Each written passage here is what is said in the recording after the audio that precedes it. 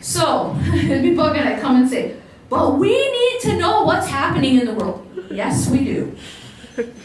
But it's actually quite problematic when every single thing around you is really dark. And it can have an effect on you internally and psychologically. And you have to be careful. Because at the end of the day, if all the lights turned off in this room and it was really dark, yes, there would be darkness. And darkness is a fact at that point. Yeah, it's dark. But the question I have for you is, if everyone took out their phone and just posted and tweeted and Snapchatted about how it was dark, did it change anything about the darkness? Like, did anything change? Yes or no? But we all talked about it, we all wrote about it, we all told everyone, we sat and talked amongst ourselves. You know what's really dark in here? It's really dark. You know the lights turned off? Did you know? And everyone's just talking about it in posts. But we haven't actually done anything to change that situation, have we? Wouldn't it be more beneficial if someone went and got a candle or a light to change that situation? And I think sometimes what happens is, when things are dark around us, we tend to sort of get lost in it. Maybe just talking about it, posting about it, reading about it. But what ends up happening is when you were just sort of focusing on every single hate crime that happened. I'll tell you the first thing that happened. The first thing is that within your own psyche, you exaggerated the problem.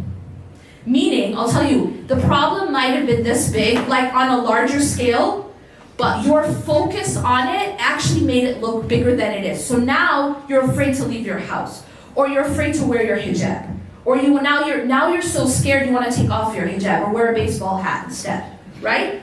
So my point is that happened. Why? It happened because your focus on it made it actually, it grew it more than it is in real life. And that's what happens, is that what you focus on grows. And so you have to be very careful to find that balance between wanting to contribute and wanting to be aware and getting sort of lost in darkness, getting lost in really negative things, because it will have an effect on you both spiritually and psychologically. So that's something that I, when I talk about focus, there's that aspect. The other aspect is just, like I said, your newsfeed. So there's the very negative one. There's also the one where it's just like burgers and every other thing. It's like there's this strange rule now that you can't eat until you first take a photo and post it of what you're about to eat, right?